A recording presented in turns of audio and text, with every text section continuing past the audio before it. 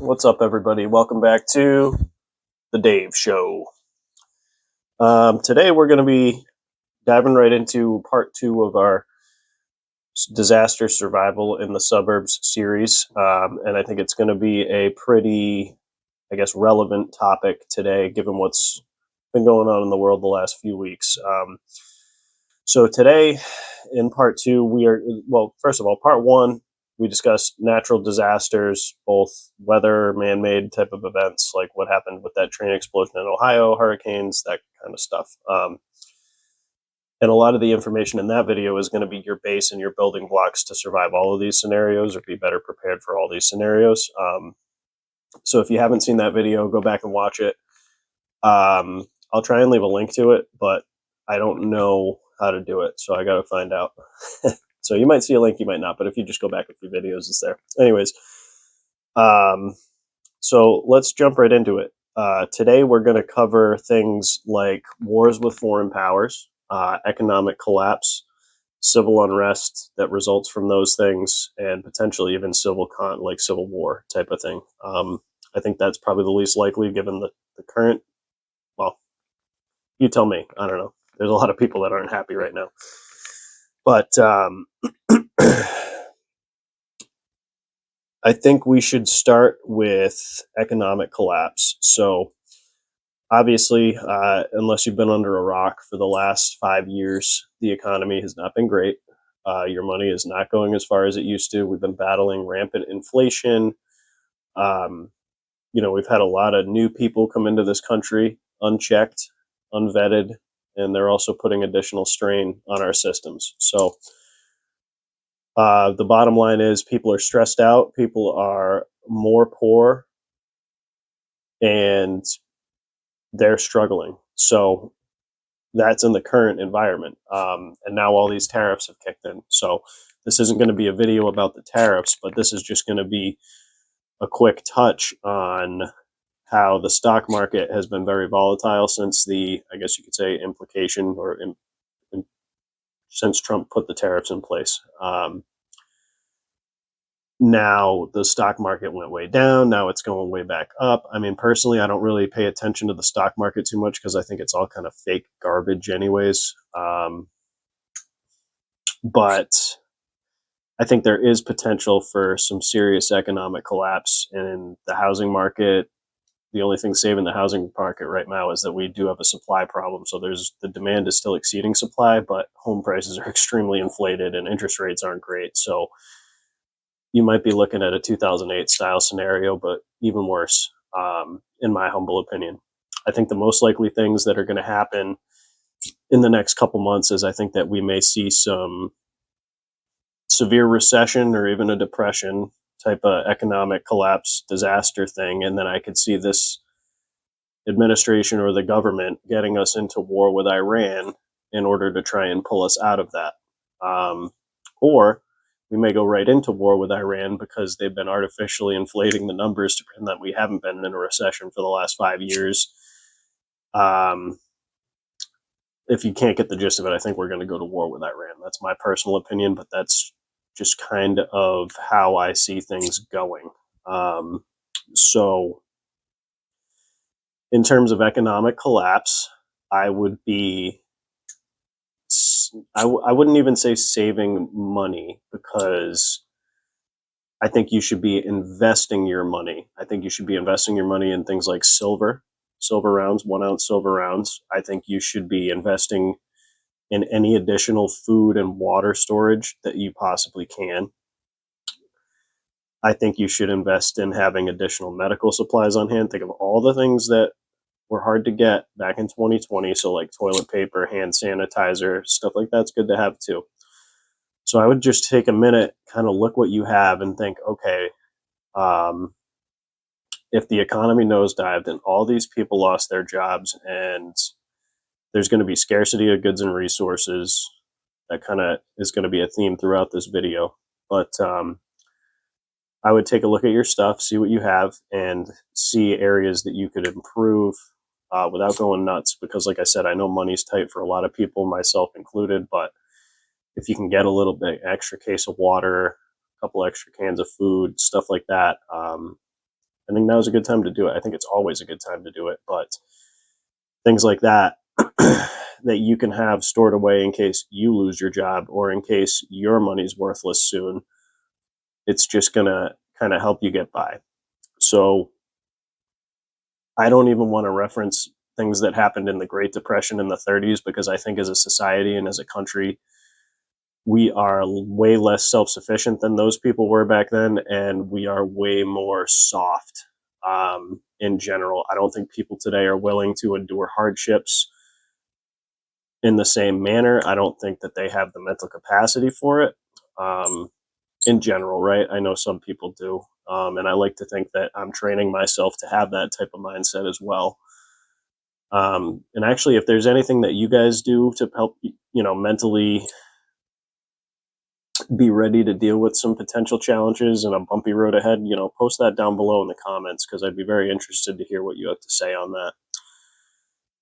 But if we do face economic collapse, you will see things like bread lines and all kinds of stuff. And then that's usually a catalyst or a hotbed for things like civil unrest and what have you. So I think that we have a high risk currently of economic downturns and economic collapse leading to civil unrest, food shortages, you name it. So how do you prepare for that? You stock up on tangible items, food, water, anything else that you may need to kind of continue your life as normal. I would diversify your investments into things like silver and gold if possible, preferably silver because it's a lot cheaper and easier to start buying and stacking silver than it is gold because gold's like $3,000 an ounce and silver is about $30 an ounce. So take that for what it's worth. I do think that civil unrest due to economic collapse is more of a localized thing. I mean, obviously, if people are burning houses on your block and stuff, then maybe it's a good time to grab what you can and get out of there. Go to a safe place.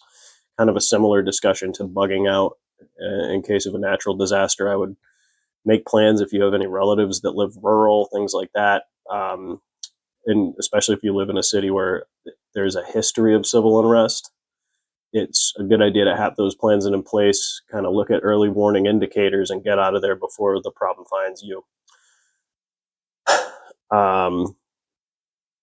That covers economic collapse kind of as far as I'm going to get into it.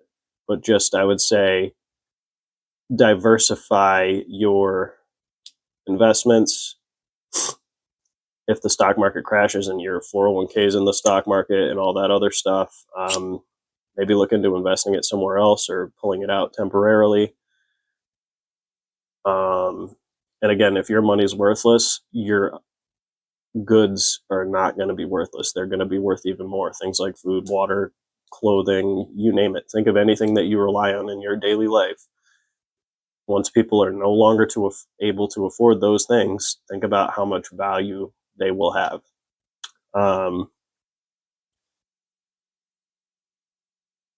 The economic collapse thing kind of dovetails into conflicts with foreign powers too, right?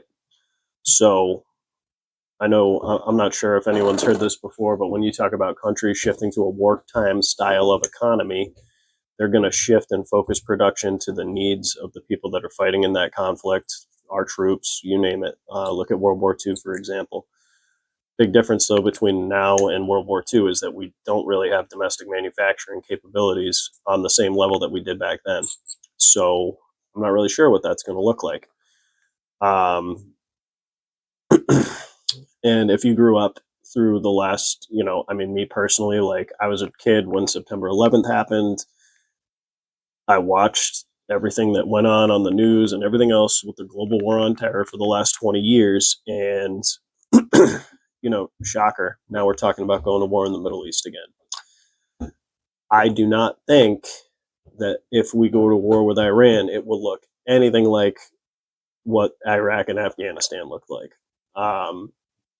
Is going to be different than going up with a near peer adversary like Iran, who has way more capability, great drone technology. They're a much more modern and advanced country than somewhere like Afghanistan, for example. So I think if we do go to war with Iran, there's a couple things that we need to be prepared for on the home front. I think there's a huge risk of cyber attacks and that disrupting all kinds of stuff. Um, if they take the cell networks down or if they take banking systems down, stuff like that, like even if you have money in the bank, it's just a bunch of numbers on a screen. So I would recommend taking at least, whatever you can in cash, and I would take that out of the bank and kind of put it in your safe, set it aside. And that way, if there is some sort of cyber attack that takes things down on a large scale, at least you will have cash and be able to kind of go about your day and buy things like fuel and food and what have you based on its availability. Um, Another thing is that they really go after water and sewer in terms of like municipal water and sewer supplies. There's always cyber attacks on that stuff. A lot of the programmable logic controllers that are used in these treatment plants and facilities are easily hacked, and that can turn into a real shitty, no pun intended, situation. So again, common themes through all of this: food, water, sanitation, where are you going to poop if your sewer's not working? Better be away from your food and your water. You better have an idea how to wash your hands and wash yourself, things of that nature. So as far as the cyber attacks go, I would definitely think about having cash on hand. Think about some of your public utilities going away, both power, water, sewer, gas, you name it. You can't rely on that stuff to still be there if foreign actors start to really hack into and disrupt those supplies. Another high threat, in my opinion, if we do go to war with Iran, is sleeper cells activating within the country here. So we had a wide open border for 4 years. We have a ton of people that have poured in here unchecked. I don't know if you guys watch the Sean Ryan show, but he has on people from the CIA all the time, or ex-targeters like that girl Sarah Adams and people like that. And they talk about how there's already a lot of bad actors here from places like Iran, places like Afghanistan, different terrorist organizations. Um, so if we do go to war with Iran and they do have sleeper cells here, they're probably going to activate.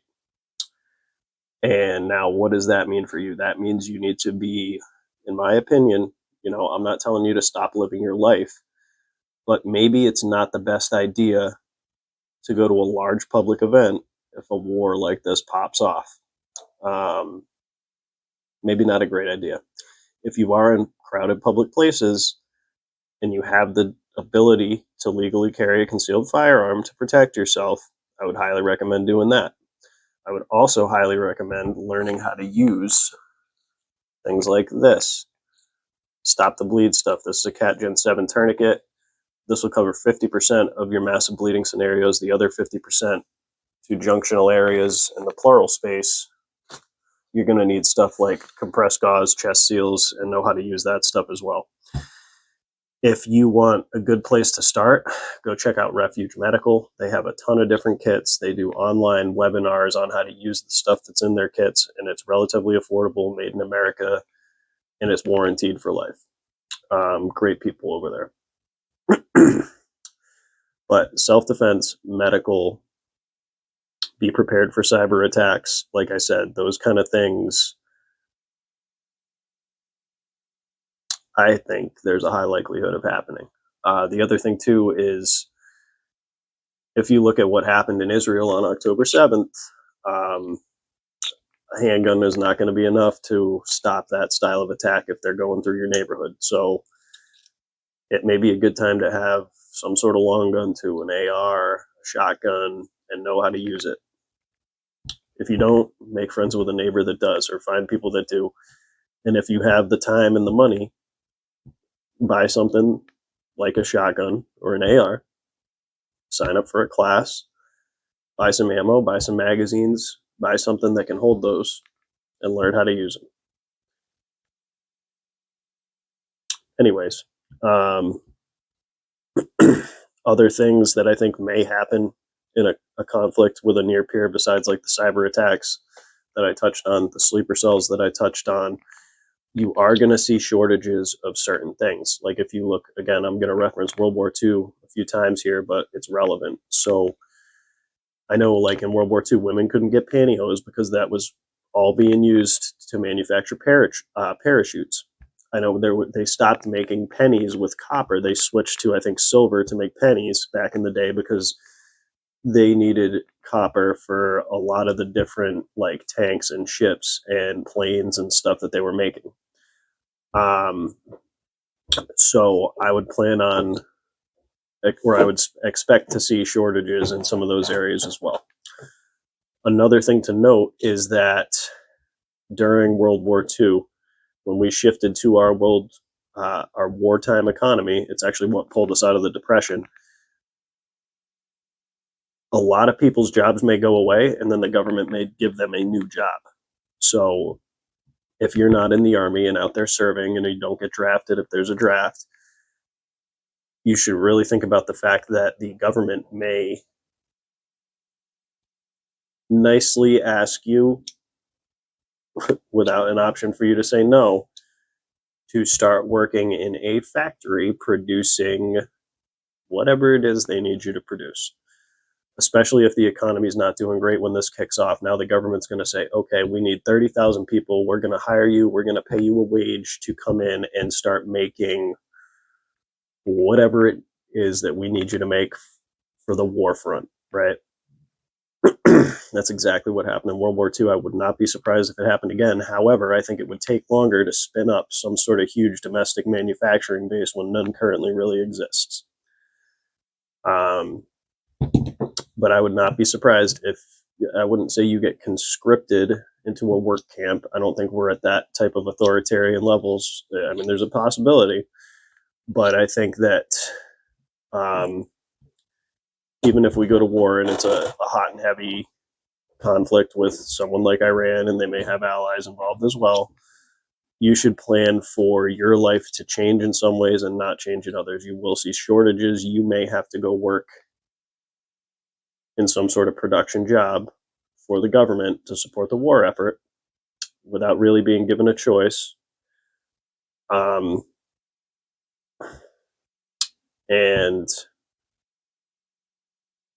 it's interesting because like a lot of things will change, but then nothing's going to change, because if you work in an industry that's viewed, like let's say if you were viewed as an essential worker, all right, during COVID-19, you're still going to have to go to work. I mean, even if conflict makes its way to our soil, you're still going to have to go to work. Go look at the Ukraine right now. Besides the front line, if you look at the interviews with the people that are fighting in that war, they'll talk about how they'll drive to like wherever their base is, which is like 15 minutes from the front line. They gear up to go to the front line. They'll hit like a convenience store on the way and stock up on things like cigarettes and Gatorade and whatever else they need. And then they go from a kind of normal town, boom, right into a war zone. And then when you look at their main cities, people are still like, there's still bars and nightclubs open. People are still kind of going about their regular life. They're just also running the risk of being hit by an airstrike or something like that. A lot of lessons can be drawn from the current war in Ukraine and how that may look for us here, especially in certain areas around the coasts, I would say. Maybe not as big of a risk in middle America, especially if you're not near a big city. But even if there's like a civil war or a war with a foreign power and those people are here on our soil, if you're not close to that conflict, you're just going to be living the same life you were, albeit with more like stress and fear probably. But yeah, another thing you may see shortages in is things like ammunition. So if you need to stock up on some ammo, I'm not saying go panic buy, but maybe go pick up a few hundred rounds of whatever you think you're lacking on. Because, I mean, that's a thing that we've already seen in the war with Ukraine, is things like small arms munitions, medical supplies, things like that. They're all very hard to get there. I mean, I've heard stories that in the Ukraine they're even reusing gauze, um, you know, stuff like that. Um, and then again, I would be ready to get the hell out if you got to get out. So I would have all your stuff staged, your bug out bag, whatever you have, whatever you want to call it. Have a plan, know where you're going, and have that shit ready to grab and go at a moment's notice, especially post some sort of war kicking off. Because, like I said, you're going to be living your normal life, quote unquote. You'll be doing similar things to what you do now, except at a moment's notice, you might have to get the fuck off the X or get smoked. Um, so that's something to really keep in mind and focus on. So yeah, I'm not going to make this too long of a video. And like I said, I would stock up on all the things I touched on in my first disaster survival for natural disasters video, and just kind of use the talking points that I'm mentioning here to think about what other things that you may need to stock up on, what type of mindset you might need to start training yourself to have. And I would think about how you can get your family members on board with this stuff too. Wife, kids, parents, grandparents, you name it. Don't freak them out. Don't push them too hard. But maybe if you got the extra supplies, put a little something together for them. Or at least tell them, hey, I know you think I'm crazy, but if this ever does happen, the plan is we're going here. You should meet us here. Or the plan is we're going to your house because you live in the middle of nowhere. So can I store some of my stuff at your house? Do you have some extra room for me to do that? I'm not asking you to believe me or anything else, but just those are that type of conversation I think you should have with people, to kind of set yourself up for success when it comes to that. So just a quick recap. In terms of economic collapse, I would be stocking up on food, water, medical, sanitation, tangible assets, things like silver and gold. Um, you can look back at the Great Depression at the things that were in short supply and the things that they needed and the things that they used, and maybe kind of invest in that stuff or shift your mindset to like, okay, if I was in this situation, what are some things that I would need? Um, and in terms of a conflict with a foreign power, I would definitely prepare for cyber attacks. I would prepare for, I think you guys should look up fifth generation warfare, get an understanding of what fifth generation warfare entails, understand that that's what is going to happen if things do kick off, and have an understanding of how to try and mitigate some of those issues, and how to deal with things like cyber attacks, potential grid down, loss of public utilities in terms of sewage, water supply, like I said, gas and electricity. Um, they may only be temporary disruptions, but how long is temporary? Is it a day? Is it a week? Is it a month? And how long could you survive without those utilities, let's say, or anything else for a week, a month? Kind of gauge where you're at and do what you can to better yourselves. Like I said, I'm not going to go. My first video was 39 minutes long that I talked about surviving emergencies for natural disasters. I'm keeping this one shorter. I know I kind of ramble a little bit and I know I'm a little all over the place, but I have some notes here and I'm just kind of dumping the information that goes around through my head out to you guys, the things I'm thinking about, the threats I'm most worried about currently, and are kind of most applicable to, the month of April 2025.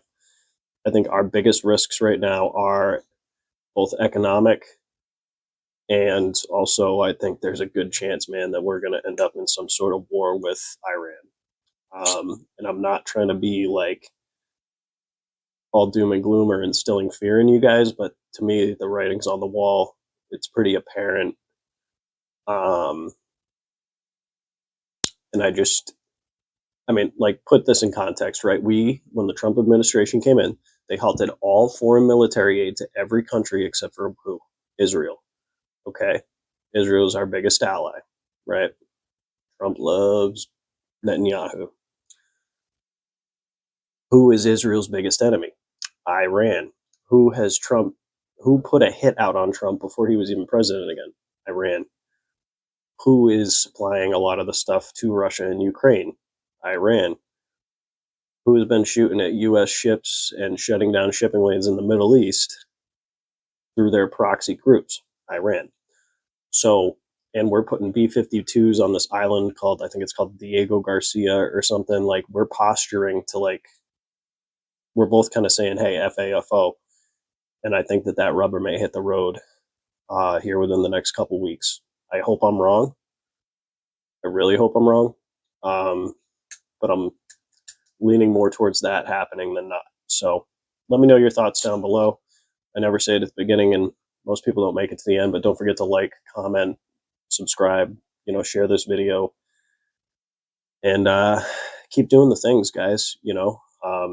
Channel's still growing, which is great. I appreciate that. I know, and I touch on it in every video too. I know my upload schedule is not exactly as consistent as I'd like it to be, but I have just found it a hard time trying to balance everything in my life with also shooting these videos. But I'm not going anywhere. I'm going to keep putting them out. Channel's going to keep growing, God willing. And I just want us all to be here to have collaborative conversations, productive conversations, support each other, grow together. I'm not an expert on any of these things that I talk about, but I touch on my experience when I have it, and I ask you guys your thoughts and opinions on things that I don't necessarily have a lot of experience on that I'm trying to work on. So yeah, thanks for watching, guys. I'll see you in the next one. Stay safe and be well.